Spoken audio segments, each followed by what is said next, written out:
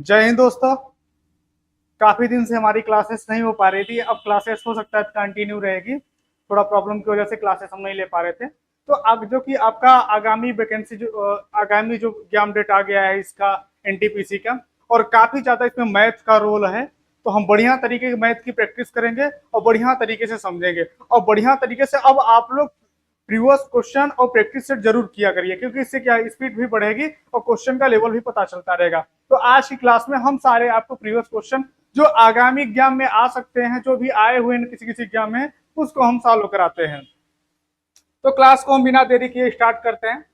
जैसा हमारा पहला क्वेश्चन दिया है कि 23 रुपए प्रति किलोग्राम के गेहूं को 14 रुपए प्रति किलोग्राम गेहूं के साथ किस अनुपात में मिलाया जाए कि ताकि मिश्रण को 20 रुपए प्रति किलोग्राम की दर से बेचा जाए तो 25% का लाभ हो। तो कहा है कि हम किस ग्राम, देखो एक दो इसमें दो प्रकार का गेहूं है। एक का दाम है 23 रुपए, दूसरे वाले का दाम है 14 रुपए। कह उसको किस अनुपात में बेचे कि 20 रुपए में बेचने पर उसे कितने का लाभ हो, 25% का लाभ हो। तो सबसे पहले क्या निकाले, हम इसका सीपी निकालें, यानी कि 20% लाभ लेके न बेचा जाए उसका निकाल लें। तो पहले इसे निकाले, एक तरफ लिख दीजिए इसका 23 रुपए और एक तरफ लिख लीजिए 14 रुपए। अब देखिए अगर 20 रुपए बेचने पर, 20 रुपए में बेचने पर आपको कितने परसेंट का लाभ हो रहा है, 25%। इसका पहले वो निकाल दीजिए, 125/100। तो 25 पंच 125, 25 चौका 100, तो 5 चौके 20। तो आने इसका रेस औसत कितना आया, ओवरऑल देखा जाए तो 16 रुपए। तो मतलब इनडायरेक्ट तरीके में कह दिया कि देखो अगर 20 रुपए में बेचे तो हमें कितना हो, 25% का लाभ हो। तो उसका एवरेज देखा जाए तो कितना आया, 16 रुपए। अब इसको घटा दीजिए, 23 में से 16 घटाइए तो 7 6 13 हो जाएगा। और इसके बाद इसको घटा दीजिए, 16 में से 2 घटा दीजिए, कितना आ जाएगा, 2। तो 2:7। तो आपका आंसर कितना हो जाएगा, 2:7। यही आपका आंसर हो गया। अब देखिए ये सब प्रश्न काफी ज्यादा एग्जाम में आए हुए हैं। आप कोई भी प्रीवियस क्वेश्चन उठा के देखिए तो ये सब क्वेश्चन देखने को मिल जाता।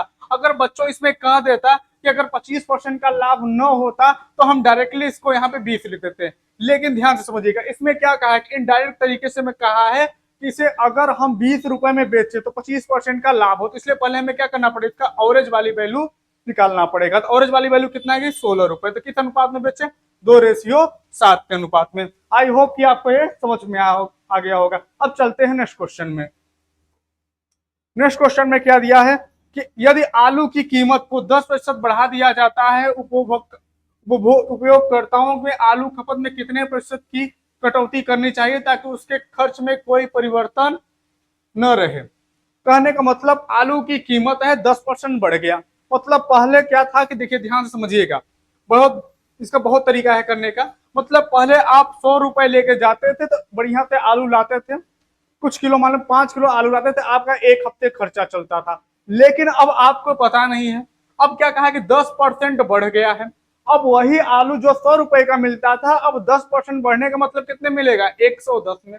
जब वृद्धि होगा तो हमेशा 100 पे प्लस करेंगे, कमी होगा तो 100 पे माइनस करेंगे।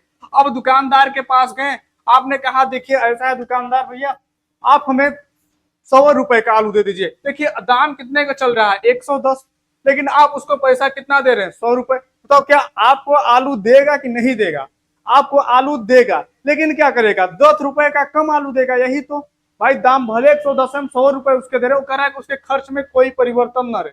उसका खर्च पहले जैसे बना रहा है, 100 रुपए खर्च करना चाहता है, इससे ज्यादा वो खर्च नहीं करना चाहता। यानी 100 रुपए का पहले आलू था, अब बढ़ के कितना हो गया, 110। यानी अब आप उसको कितने रुपए कम दे रहे हैं, 10 रुपए कम दे रहे हैं। यानी 10 रुपए का आलू कम देगा, किस दाम पे देगा, जो वर्तमान दाम इस समय चल रहा है 110, परसेंटेज लगाने के लिए 100। अब इसे काटना है, काट दीजिए, एक जीरो से एक जीरो, 100/11 को सॉल्व करेंगे तो 9 सही 1/11%। तो 9 सही 1/11% मतलब ऑप्शन नंबर डी के समथिंग। समझ में आया। एक तरीका से आप इसे भी कर सकते हैं, एक तरीका इसका होता है 10, देखिए वृद्धि का है तो प्लस कर दीजिए, 100 पे प्लस, 100 + 10, और परसेंटेज लगाने के लिए 100 कर दीजिए, कितना हो जाएगा, 10/110 गुणित 100 कर दीजिए। हमारा कितना आ गया, 100/11, 11 9 99, 9 सही 1/11%। तो ऐसे भी आप कर सकते हैं। ध्यान रहे, जब वृद्धि कहेगा तो यहाँ प्लस करेंगे, कमी कहेगा तो माइनस करेंगे, तो किसी भी तरीके से आप कर सकते हैं। चलिए नेक्स्ट क्वेश्चन की ओर चलते हैं। यदि y यक्स का z प्रतिशत है, देखिए यदि y का यक्स प्रतिशत यानी y का मतलब मल्टीप्लाई यक्स प्रतिशत यानी यक्स बटे 100 बराबर है किसके, z के y प्रतिशत के, यानी z क्या गुणित y प्रतिशत y बटे 100। तो इनमें कौन सा कथन सत्य है, इस कथन में हमें मिलाना है। देखिए 100 से 100 कैंसिल और कुछ कटने वाला है, y से y कैंसिल, बचा आपका क्या, यक्स बराबर जेड। तो यक्स बराबर जेड कौन सा है, option number E, A B C D, यहाँ डी होना चाहिए, चलो कोई दिक्कत नहीं है, तो ऑप्शन नंबर लास्ट वाला यक्स बराबर जेड हो जाएगा। चलिए नेक्स्ट क्वेश्चन की ओर चलते हैं। एक आदमी प्रतिदिन काम के घंटों को 25% वृद्धि हुई, उसके प्रति घंटे में मजदूरी में 20% की वृद्धि हुई, उसकी दैनिक कमाई में कितने प्रतिशत की वृद्धि हुई।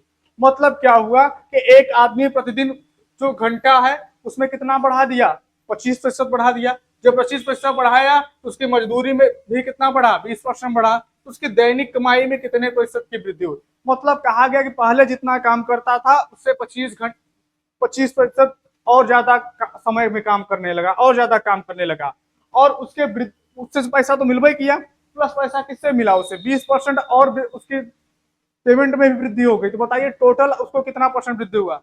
देखिए इसे कर सकते हैं 25 प्लस 20 प्लस, देखिए सब में वृद्धि है तो 25 गुणित 20 बटे 100 कर दीजिए। इसको जोड़िए 25 20 कितना हुआ 45 प्लस, इसे काटिए तो 20 एक कम 20, 20 पंचे 100, 5 एक कम 5, पचम 25, तो 25 प्लस 45 प्लस 5 बराबर कितना हो जाएगा 50%। ओवरऑल देखा जाए तो कितने परसेंट की वृद्धि हुआ है, 50% का वृद्धि हुआ है। चलिए नेक्स्ट क्वेश्चन को चलते हैं।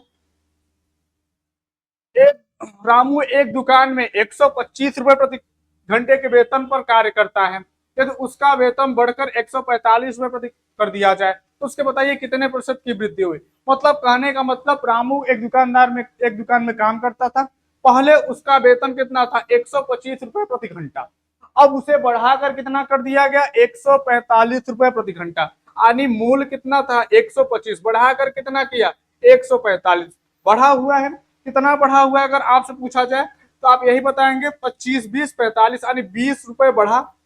20 रुपए बढ़ा कितने में बढ़ा, जो हमारा वास्तविक होता है उसी को हम हमेशा बटे में करते हैं, तो वास्तविक हमारा कितना है 125, तो 125 को आप बटे में करते हो। परसेंटेज लगाने के लिए क्या करते हैं 100 से मल्टीप्लाई काट दीजिए, 25 चौका 100, 25 पंचे 125, 5 अंक 5 5 चौके 20, तो 4 चौके 16% की क्या हुई वृद्धि हुई। तो ऑप्शन नंबर क्या हो जाएगा, ऑप्शन नंबर सी हो जाएगा। चलिए नेक्स्ट क्वेश्चन की ओर चलते हैं। ए का 20% बी के 25% के बराबर है, तो ए का 28% बी के कितने प्रतिशत के बराबर है। पहले सबसे पहले देखो ऐसे क्वेश्चन को क्या करता है, पहले इनका रेशियो निकालना है हमें, इनका रेशियो क्या होगा। ए का 20% लिख लीजिएगा ए गुणित 20 बटे 100, कोई दिक्कत, बराबर। ध्यान से समझिएगा, एक क्वेश्चन थोड़ा सा हार्ड है लेकिन बढ़िया से समझेंगे कोई दिक्कत नहीं होगा, बस आप थोड़ा ध्यान से समझिएगा। तो ए का 20% बराबर बी के 25% के बराबर है, तो बी का 25% कर दीजिए। अब देखिए कुछ कटने वाली जो चीजें उसे काट दीजिए, तो 100 से 100 और 5 चौके 20, पचम 25, यानी 4a बराबर 5b। हमने बताया था, आप भी जानते होंगे कि अगर ऐसा है जिसे जस्ट क्या पलट देते हैं तो a बराबर 5 b बराबर 4, यानी a बराबर 5 b बराबर 4 आ गया। अब प्रश्न में क्या बोला है कि a का 28%, यानी a का 28% बराबर है b के कितने प्रतिशत के बराबर है, b के कितने प्रतिशत के बराबर है। अब देखिए a की जगह वैल्यू क्या रखेंगे 5 रखेंगे, 28 यानी 28 बटे 100 बराबर का है b के कितने प्रतिशत के बराबर, b का मान कितना आया है 4 रखिए, हम मान लिए x प्रतिशत के बराबर है x बटे 100, 100 से 100 कैंसिल, 4 एक कम 4, 4 सते 28 और 7 पना 35, तो x बराबर कितना आ गया 35% आ गया। तो x बराबर आपका क्या हो जाएगा 35%, यानी ऑप्शन नंबर ए। बस क्या करना है यहाँ पे रेशियो उठा के बस इसमें पुट कर देना है, इससे हमारा क्या आ जाएगा आंसर आ जाएगा। चलिए नेक्स्ट क्वेश्चन की बात करते हैं। एक आयत का क्षेत्रफल जिसकी लंबाई चौड़ाई का अनुपात 9:5 है, उसका क्षेत्रफल दिया है 180 सेंटीमीटर स्क्वायर। तो आयत का परिमाप ज्ञात कीजिए। एक आयत, आयत का लंबाई चौड़ाई का अनुपात कितना दिया है, 9:5 दिया है। उस आयत का परिमाप ज्ञात करने के लिए कहा है, उसका क्षेत्रफल का मान दे दिया है 180। आयत का क्षेत्रफल का फार्मूला क्या होता है, लंबाई गुणित चौड़ाई। इसका कितना दिया है, 9:5। इसका फार्मूला रखिए 9x गुणित 5x बराबर कितना वैल्यू दिया है, 180। 9 एकम 9, 9 दूनी के 18, 5 एकम 5, 5 चौके 20, यानी यक्स स्क्वायर बराबर कितना आ गया, 4 आ गया।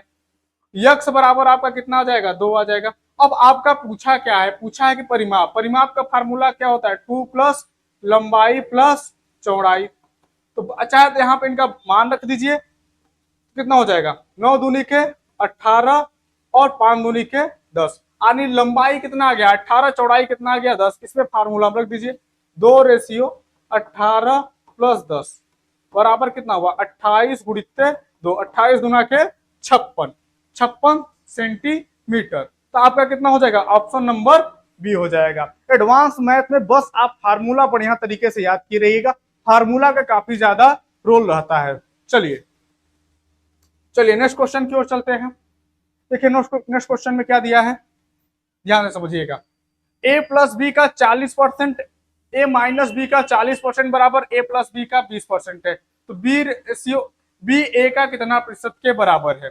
ध्यान से समझिएगा, आपको शॉर्ट ट्रिक बताते हैं, बहुत बेहतरीन तरीका बताते हैं।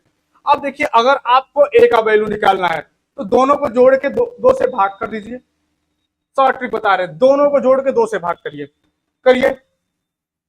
तो a प्लस बी बराबर 40 और 20, परसेंटेज कोई दिक्कत नहीं, परसेंट को कोई मतलब मत रखिए। 40 20 60, 60 बटे 2 बराबर कितना गया, 30। अगर b का वैल्यू निकालना हो तब ये आपका a बराबर कितना है, 30।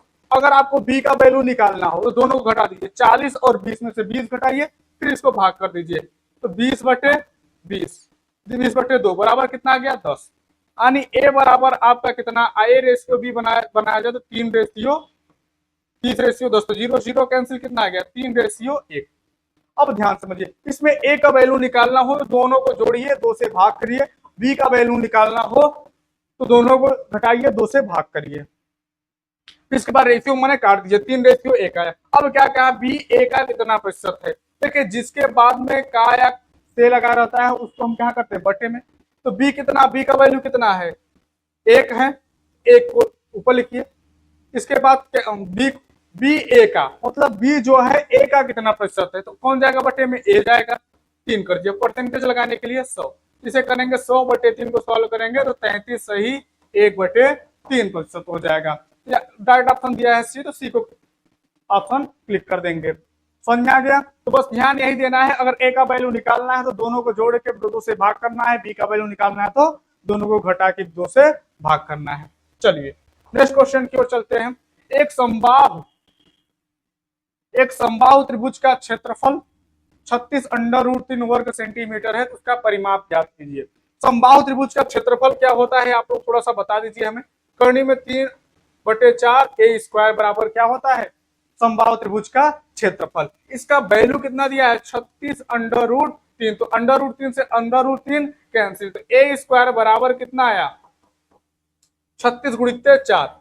36 गुणित 4 को मल्टीप्लाई करने की कोई जरूरत नहीं, क्योंकि हमें क्या है, अंडर रूट में लेना है। कितना आएगा, 6, यहाँ से क्या आएगा 2, यानी कितना आ जाएगा, a बराबर 12 आया। हमें क्या पूछा है, त्रिभुज का परिमाप। त्रिभुज का परिमाप क्या होता है, 3 इंटू यानी तीनों भुजाओं का योगफल। तो 3 गुणित 12 बराबर 36। आपका क्या हो जाएगा, ऑप्शन नंबर सी हो जाएगा। तो 36 सेंटीमीटर। ये देखिए प्रश्न, देखिए एसएससी सीजीएल में आया है। देखिए, अगर आप प्रीवियस क्वेश्चन को आधार मानिए और इसके बाद मॉक टेस्ट जो भी हो अपना क्वेश्चन करते रहिए, ज्यादा से ज्यादा प्रैक्टिस करिए, तभी एग्जाम में काफी ज्यादा मदद मिलेगा। एक चीज समझ लीजिए, अगर कोई क्वेश्चन आप यहाँ पे अगर यहाँ पे 10 सेकंड में लगा रहे हैं तो एग्जाम हॉल में जरूर 15 सेकंड वो लग ही जाएगा। एग्जाम हॉल का थोड़ा सा प्रेशर होता है, तो जितना ज्यादा आप प्रैक्टिस किए रहेंगे उतना ज्यादा काफी ज्यादा मदद मिलेगा आपको एग्जाम में। चलिए अब हम क्लास को देखते हैं नेक्स्ट क्वेश्चन को। राघव 45 मिनट में 300 30 मीटर की दूरी तय करता है, उसकी चाल ज्ञात कीजिए किलोमीटर प्रति घंटा में। आपको एक चीज पता होगा, किलोमीटर प्रति घंटा में हमें चाल ज्ञात करना है और 330 मीटर दिया है। तो एक काम किया जाए, पहले हम इसको मीटर प्रति सेकंड में बदल के फिर 18/5 से गुणा करा दिया जाए। अब देखिए क्या है, इसका मीटर में तो दिया है 330 यानी 3300 मीटर दिया है। अब इसको क्या करना है, अब 45 मिनट दिया है, ये तो आपकी आ गई मीटर प्रति सेकंड होना चाहिए। 45 मिनट है, इसको भी आप क्या करिए तुरंत सेकंड में बदल दीजिए। तो आनी 3300 की दूरी 45 गुणित 60 सेकंड में तय करता है, इसकी चाल आ गई। अब हमें क्या पूछा है, किलोमीटर प्रति घंटा। ये चाल हमारी किस में आएगी, मीटर प्रति सेकंड में, लेकिन किलोमीटर में जाना है, किलोमीटर में जाने के लिए 18/5 से गुणा करते हैं। अब काट दीजिए जो भी कटता हो। चलिए काटा जाए, 1 0 से 1 0 काटे, 6 कम 6 6 त्रिक 18, 3 1 कम 3 15 ત્યાં 45। चलिए और किसी से काटा जाए, चलिए 3 से काटा जाए, 3 1 कम 3, 11 तिया 33, 110 और यहाँ कितना आ गया 5 आ गया। अब 55 25, 110/25, 5 से काटिए, 22 पंचे 110 और 5, तो 22 पंचे 110, इसको भाग करेंगे तो 4.4 किलोमीटर प्रति घंटा हो जाएगा। तो 4.4 किलोमीटर प्रति घंटा आ गया आपका आंसर। चलिए, तेल की मूल्य में 20% बढ़ जाती है किंतु उसकी खपत में 8.1/3% की कम हो जाती है, तो उसके व्यय में कुल कितने प्रतिशत की वृद्धि या कमी हुई। मतलब तेल की कीमत बढ़ गया कितना 20%, और उसकी खपत में कितना कम हुआ 8.1/3% की कमी हो गई। बताइए उसके व्यय में कितने परसेंट की वृद्धि या कमी हुआ है। अब ध्यान से देखिएगा, ऐसे क्वेश्चनों को कैसे करना, बड़े ध्यान समझिएगा। 20% बढ़ा है ना, पहले इनकी क्या करें, हर इसको भिन्न में बदल लीजिए, जो भी परसेंट का वैल्यू है इसको भिन्न में बदल लीजिए। भिन्न में बदलेंगे, 20% को बदलेंगे तो कितना आएगा 1/5, और 8 त्रिक 24, इसको बदलेंगे 8 त्रिक 24 1 25, 25 1/8 आएगा। यानी 8 सही 1/3 को बदलेंगे तो कितना आएगा 1/8। देखिए अब क्या है, हर का मल्टीप्लाई करा दीजिए, 5 गुणित 8 बराबर कितना आया 40 आया। अब जो वृद्धि हुआ है उसमें हर में से अंश को जोड़ दीजिए, और जिसमें कमी हुआ हो तो हर में से अंश को घटा दीजिए। अब ध्यान से समझिएगा, अब देखिए, अब इसमें क्या 20% की वृद्धि तो इसे बढ़ा दीजिए, 5 1 6 कर दीजिए, इसमें कमी हुआ तो घटा दीजिए, 8 1 7 कर दीजिए। चलिए 8 पंच 40, पहले हमारा कितना व्यय होता था 40, अब कितना हो रहा 6 7 42। अरे व्यय में हमारा बढ़ा है कि घटा है बताइए, पहले 40 होता था अब 42 हुआ, व्यय बढ़ा कि घटा, बढ़ा, कितना बढ़ा 2, कितने में 40 में, और परसेंटेज लगाने के लिए 100, 20 दूना के 40, 20 पंचे 100, 2 से 2 कैंसिल, यानी कितना आया 5% की वृद्धि होगा आपका, न कि कमी। समझ में आया। तो इसमें ध्यान ये भी देना है कि वृद्धि हो रहा है कमी, अगर नीचे वाली वैल्यू अधिक आए तो वृद्धि, अगर कम आए तो कमी होगा।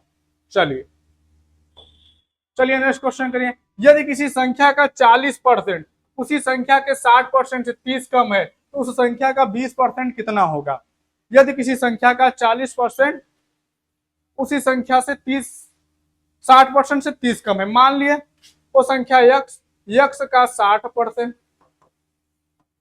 चलिए उसी संख्या का 40%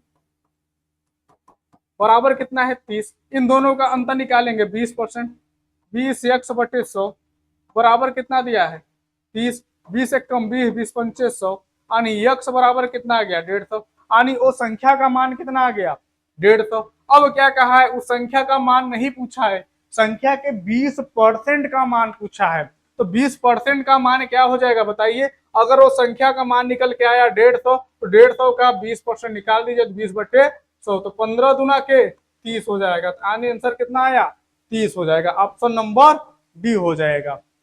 चलिए समझ में आ गया। चलिए नेक्स्ट क्वेश्चन की ओर चलते हैं। चलिए, यह एक परीक्षा में 80% छात्र भौतिक विज्ञान में, 70% छात्र रसायन विज्ञान में उत्तीर्ण हुए, जबकि 15% छात्र दोनों विषयों में अनुत्तीर्ण हुए। तो 325 छात्र दोनों विषयों में उत्तीर्ण हुए हैं। तो बताइए कितने तो विद्यार्थियों की कुल संख्या ज्ञात कीजिए, भाग लेने वाले विद्यार्थियों की संख्या। इसमें देखिए सबसे हमें डिपेंड ये रखता है जो हमारा मिडिल टर्म दिया रहता है, यानी दो ठो गोला बना लीजिए, आराम से बना लिए। एक तरफ लिख दीजिए, देखिए भौतिक विज्ञान यानी फिजिक्स, और एक तरफ क्या है, रसायन विज्ञान यानी केमिस्ट्री। चलिए अब ये देखिए कि दोनों का मिडिल टर्म क्या दिया है, 15% छात्र अनुत्तीर्ण हुए, यानी फेल वाले का डाटा लेना है, क्योंकि जो हमारा मिडिल टर्म होता है वही मुखिया होता है, जो मिडिल टर्म दिया रहेगा उसी को लेंगे। अब बताइए 80% छात्र भौतिक विज्ञान में, 70% छात्र विज्ञान में उत्तीर्ण हुए, बताइए 80% उत्तीर्ण हुए, यहाँ डाटा किसका है, अनुत्तीर्ण का है। बीच का मिडिल टर्म किसका दिया, अनुत्तीर्ण का, फेल का डाटा दिया है। चलिए तो बताइए अगर किसी परीक्षा में 80% छात्र पास हुए हैं तो फेल कितने हुए होंगे, 20% हुए होंगे। अगर पूछा केवल फिजिक्स में कितने हुए हैं तो 20 में से घटा दीजिए मिडिल टर्म, तो कितना आ जाएगा, 5%। उसी तरीके से 70% छात्र अगर पास हुए हैं रसायन विज्ञान में, फेल कितने हुए हैं, 30। ओनली केमिस्ट्री में कितने हुए हैं, तो 30 माइनस 15 कर दीजिए, कितना आ जाएगा, 15%। चलिए ये सब किसका डाटा है, फेल का डाटा है।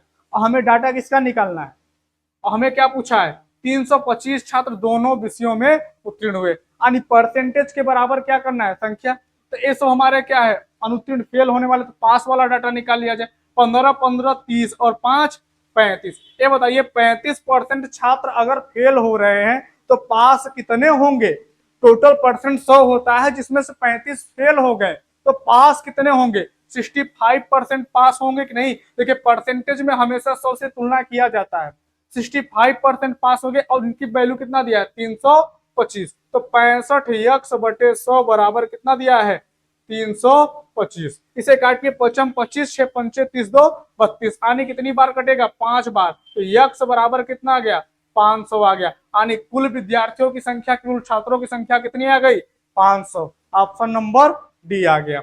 चलिए नेक्स्ट क्वेश्चन की ओर चलते हैं। आलोक और अनिल की वर्तमान आयु का अनुपात 3:4 है। यदि आलोक की आयु अब से 20 वर्ष बाद 62 वर्ष होगी तो अनिल की वर्तमान आयु ज्ञात कीजिए। अब देखिए आलोक और अनिल की वर्तमान आयु कितना है, 3:4। यदि आलोक की आयु अब से 20 वर्ष बाद 62 वर्ष होगी, मगर अगर कहा जाए कि आज से 20 साल बाद आप 62 साल के हो जाएंगे, तो अभी आप कितने साल के हैं, तो अब 62 माइनस 20 बराबर कितना, 42 वर्ष। भाई अगर कहें कि आपको अगर 20 रुपए दे दिया जाए तो आपके पास 62 रुपए हो जाएगा, तो वर्तमान में आपके पास कितना पैसा है, 42 रुपए तो है। और रेशियो में कितना दिया है आलोक का, 3, यानी 3 यक्स बराबर कितना दिया है, 42। तो यक्स बराबर 14 त्रिक 42, यानी यक्स का वैल्यू कितना आ गया, 14। इसमें पूछा है अनिल की वर्तमान आयु, अनिल का कितना दिया, 14 चौका 56, तो 56 वर्ष हो जाएगा इनका वर्तमान आयु हो जाएगा। तो ऑप्शन नंबर कितना हो जाएगा, डी हो जाएगा। चलिए एक कमरे की लंबाई और चौड़ाई, देखिए फटाफट रिवीजन करा रहे हैं, क्योंकि क्या है कि हम प्रैक्टिस करा रहे हैं, प्रैक्टिस कराने में ज्यादा समझाया नहीं जाता। ठीक, जहां भी अगर आपको कोई डाउट होगा तो बताइएगा, उसको और बढ़िया तरीके से समझाएंगे। समझ में आया, ये हम क्या कर रहे हैं, प्रैक्टिस करने से थोड़ा जल्दी जल्दी क्वेश्चन करा रहे हैं। देखिए इसमें क्या क्या है, एक कमरे की लंबाई और चौड़ाई और ऊंचाई का अनुपात 15 मीटर 20 मीटर 30 मीटर है। कमरा के चारों दीवारों का क्षेत्रफल, चारों दीवारों का क्षेत्रफल का फार्मूला क्या होता है, 2 लंबाई प्लस चौड़ाई इंटू ऊंचाई, यही आपका फार्मूला होता है। चलिए तो 2 रख लीजिए, इसका 15 प्लस 20 डायरेक्ट कर देते हैं, 15 प्लस 20 गुणित 30। चलिए 15 और 20 करेंगे कितना होगा, 15 20 जोड़ेंगे तो कितना होगा हमारा 35, 35 गुना के 70, 70 गुणित 30 बराबर 2100। तो कितना हो जाएगा, हमारा आंसर आ जाएगा 2100 मीटर स्क्वायर हो जाएगा। समझ में आया। चलिए नेक्स्ट क्वेश्चन की ओर चलते हैं। एक समबाहु त्रिभुज के अंतःकोण तथा बहिष्कोणों का अनुपात 4:1 है, तो बहुभुज के भुजाओं की संख्या ज्ञात कीजिए। एक समबाहु त्रिभुज है, समबाहु एक बहुभुज है जिसके अंतःकोण और बहिष्कोण का 4:1 दिया है, मतलब 4:1 दिया है। तो उसका पूछा है, बताए बहुभुज के भुजाओं की संख्या। अब देखिए बहुभुज के दोनों भुजाओं का योग कितना होता है, 180 डिग्री होता है। यहाँ कितना दिया है, 4x प्लस x बराबर कितना है, x हो जाएगा। तो 5x बराबर कितना हो जाएगा, 5x बराबर 180। चलिए, तो 5x बराबर कितना हो जाएगा 180। तो x बराबर कितना हो जाएगा 36। तो आने हमारा कितना आया, x की वैल्यू कितनी आई 36। तो हम क्यों ना बहिष्कोण का मान निकालें, 36 एक कम 36, यानी बहिष्कोण का मान कितना आ रहा है 36 डिग्री। बहिष्कोण का मान निकालने के लिए क्या 360 बट्टे 36, यहां से हम क्या निकालेंगे n निकाल देंगे, n बराबर कितना आ जाएगा 10 आ जाएगा। यानी भुजाओं की संख्या कुल कितनी हो जाएगी 10। तो ऑप्शन नंबर क्या हो जाएगा बी हो जाएगा। बस यही ध्यान रखना है कि बहिष्कोण अंतर कोणों का योग 180 होता है और रेशियो से हम उनका मान निकाल लेंगे। तो दोस्तों आज हमारा क्लास यही तक था। आई होप कि आपको बहुत बढ़िया समझ में आया होगा और इस क्वेश्चन को ऐसे प्रैक्टिस आप लोग करते रहिएगा। एक क्वेश्चन देखते आने वाले समय में काफी ज्यादा एग्जाम में मिलेगा और क्वेश्चन को आप लोग करते रहिएगा और प्रैक्टिस सेट अब डेली आपको प्रैक्टिस सेट कराया जाएगा 20 क्वेश्चन 25 क्वेश्चन का। तो आप लोग डेली क्लास को देखते रहिएगा। जो भी अगर कोई डाउट हो तो आप उसे कमेंट बॉक्स में लिख दीजिएगा, उसको बता के ही हम क्लास को कंटिन्यू करेंगे। तो आज की क्लास यहीं तक रखते हैं। जय हिंद।